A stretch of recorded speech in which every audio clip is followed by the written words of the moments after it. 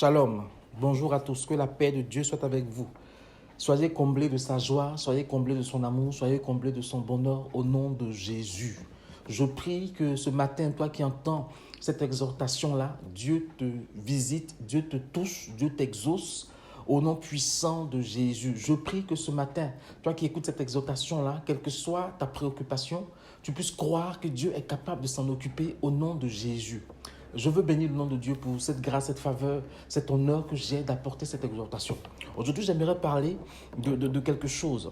En Matthieu 9, le verset 21, à partir du verset 20, on nous dit que à ce moment-là, une femme souffrant d'hémorragie depuis 12 ans s'approcha de lui par derrière et effleura de ses doigts la frange de son vêtement.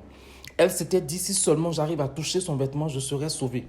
Jésus se retourna et quand il l'aperçut, lui dit, prends courage ma fille, ta foi en moi t'a sauvée. À l'instant même, la femme se trouva guérie. Et quand on lit encore d'autres Bibles, d'autres passages, on dit que Jésus s'est retourné et a dit, qui m'a touché parce qu'une force est sortie de moi. Et les disciples qui étaient là et ceux qui étaient là ont dit, mais Seigneur, tout le monde te touche et tu dis qu'une force est sortie de moi. Ça veut dire que les gens qui étaient là touchaient Jésus, mais ils ne touchaient pas Jésus de la même manière. Les gens qui étaient là touchaient Jésus par hasard, parce qu'ils étaient là et qu'ils voulaient suivre Jésus pour voir les miracles qu'ils allaient faire, mais ne touchaient pas Jésus de la bonne manière. Mais ce n'est pas de ça dont je veux parler ce matin. Ce matin, je veux parler des intermédiaires qu'on se met entre Dieu et nous. Des intermédiaires qu'on se donne entre Dieu et nous. Je veux dire à quelqu'un que ta situation dans laquelle tu es là, tu n'arrives pas à voir la direction de Dieu parce que tu as mis l'homme de Dieu, le pasteur, le prophète, entre Dieu et toi. Et c'est de lui que tu espères recevoir instruction divine. Il peut être un canal pour te parler. Il est certainement un canal par lequel Dieu te parle. Mais la situation dans laquelle tu vis, Dieu voudrait que tu aies la foi de cette femme-là. La femme-là n'a pas dit, je vais aller voir les disciples de Jésus pour qu'ils parlent de moi à Jésus. Je vais aller voir les disciples de Jésus pour savoir comment toucher Jésus. La femme n'a pas dit, je vais aller voir la mère de Jésus pour savoir comment parler à Jésus. Elle n'a pas dit, je vais aller voir les frères de Jésus pour savoir comment parler à Jésus. Elle a dit, je veux aller vers Jésus. Mais s'il ne me voit pas, ce n'est pas grave. Je veux juste toucher le bord de son vêtement. Je veux juste toucher son vêtement. Je sais que si je touche son vêtement, je serai guéri. Mon frère, ma soeur, ce que Dieu attend de toi, c'est qu'à un moment donné, tu cherches toi-même à entrer en contact avec lui. C'est qu'à un moment donné, tu comprennes toi-même que la Bible dit qu'il a ouvert le rideau. Il a ouvert le rideau qui séparait le lieu saint du lieu très saint et qui t'attend dans son intimité. Il t'attend dans sa présence. Pardon. Il t'attend dans sa présence. Amen. Dieu voudrait une relation face-to-face avec toi. Dieu voudrait une relation avec toi. Que toi-même tu le cherches. Que toi-même tu le cherches. Regarde un peu. Tu souffres de divers maux. Ou tu es dans des situations compliquées. Tu es passé d'église en église, d'homme de Dieu en homme de Dieu. Chacun t'a donné une prophétie. Tu as fait plusieurs offrandes pour sceller la prophétie qu'on t'a donnée. Tu as fait plusieurs choses pour sceller la prophétie qu'on t'a donnée, mais il n'y a pas encore de guérison. Il n'y a pas encore d'issue. Il n'y a pas encore de sortie de ta situation. Pourquoi ? Parce que la situation dans laquelle tu vis, Dieu veut te donner à toi-même l'instruction. Dieu a besoin que tu viennes à ses pieds. Dieu a besoin que tu viennes le toucher. Dieu a besoin que tu viennes le voir. Dieu a besoin que tu viennes lui parler. Il ne veut plus d'intermédiaire entre toi et lui. Il ne veut plus de lien entre toi et lui. Il te veut toi. Parce que le médiateur entre toi et lui, il a déjà fait le travail, c'est Jésus. Maintenant, il veut que toi, tu viennes devant sa face. Lui dit, Seigneur, voici mon problème. Seigneur, voici ma situation. Seigneur, voici ce que je vis. Depuis tant de temps, ça ne passe pas. J'ai besoin, Seigneur, de te toucher. Je sais que si je te touche, tu vas me voir et tu vas faire quelque chose. Dieu a besoin d'une relation avec toi. J'ai pris ce texte-là exprès pour que tu comprennes que la foi de la femme n'a pas fait qu'elle voulait voir Jésus en face. Elle voulait juste être dans la présence de Jésus. Parce qu'elle ne se sentit pas digne que Jésus lève les yeux sur elle. Parce qu'elle ne se sentit pas digne que Jésus la regarde.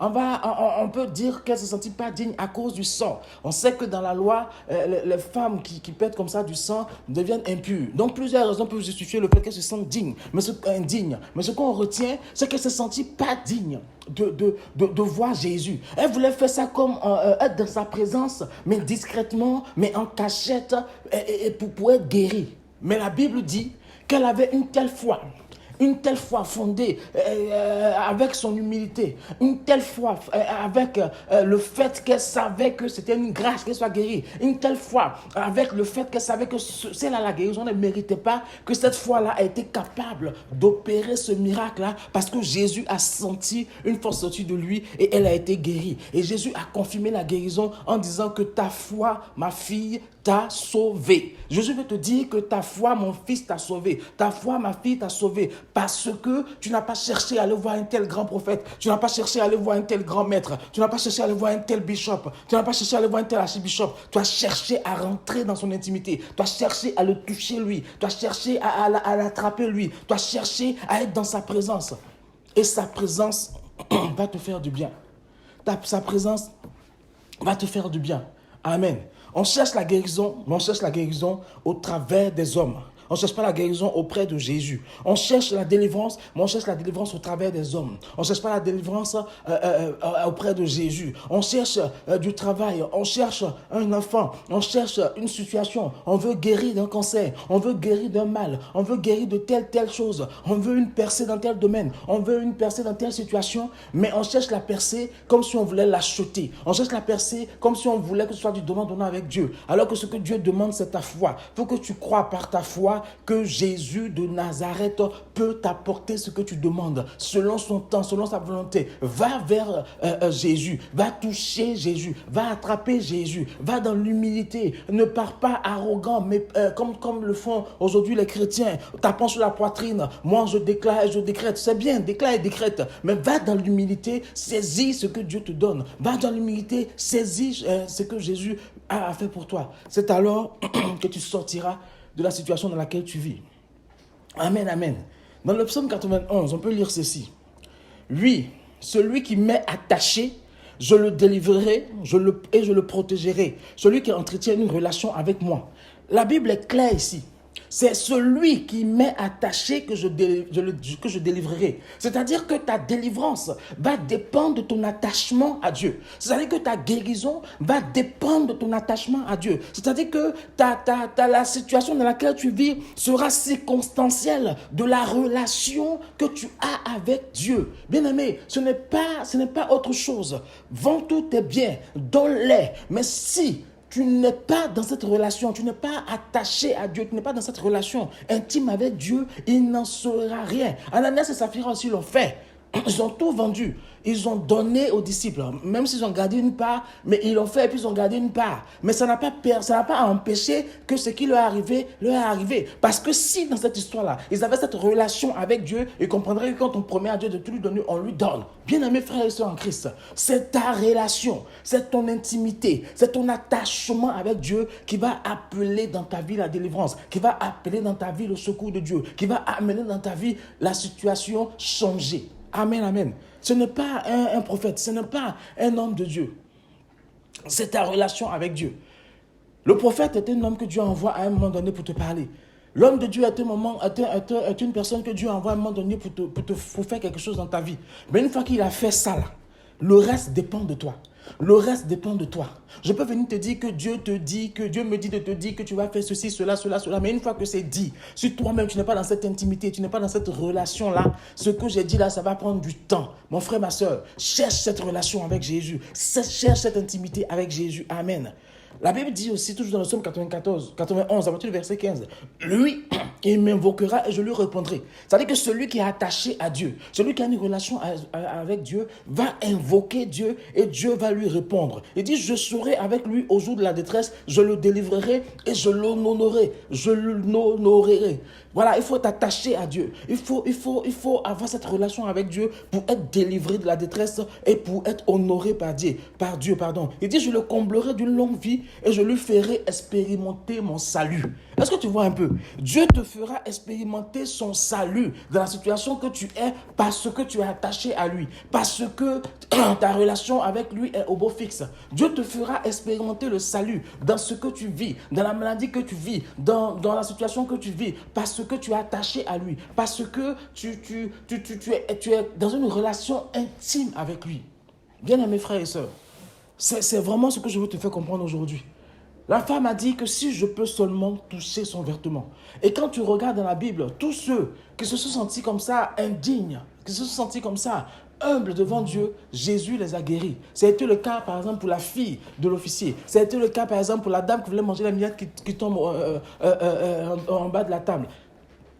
Donc, Dieu a besoin que tu viennes dans cette relation avec lui, dans l'humilité. Dieu a besoin que tu viennes dans cette relation avec lui, dans toute l'humilité, sachant que même si, parce que tu es enfant de Dieu, Dieu te fait entrer dans beaucoup de droits, mais tout ce que tu as comme droit, c'est une grâce, c'est une faveur qu'il te donne. Tu ne viens pas chez lui là en estimant que tu mérites qu'il te donne, tu mérites quelque chose. Non, mais viens avec la foi, selon ce qu'il t'a dit, selon ce qu'il t'a annoncé. Viens auprès de Jésus, viens chercher cette relation, viens chercher cette intimité, viens chercher cette intimité, alléluia, sachant que dans l'intimité avec Dieu aussi, il y a des paliers. Cette femme-là est rentrée dans l'intimité de Dieu, mais elle a touché le bord de Jésus. Il y a l'intimité qui te fait être plus proche de Jésus. Il y a l'intimité qui te fait être dans le secret avec Dieu. Il y a l'intimité qui te fait être celui-là que quand tu vas parler, Dieu a inspiré, ça va s'accomplir. Bien-aimé, Dieu a besoin de ta relation avec lui.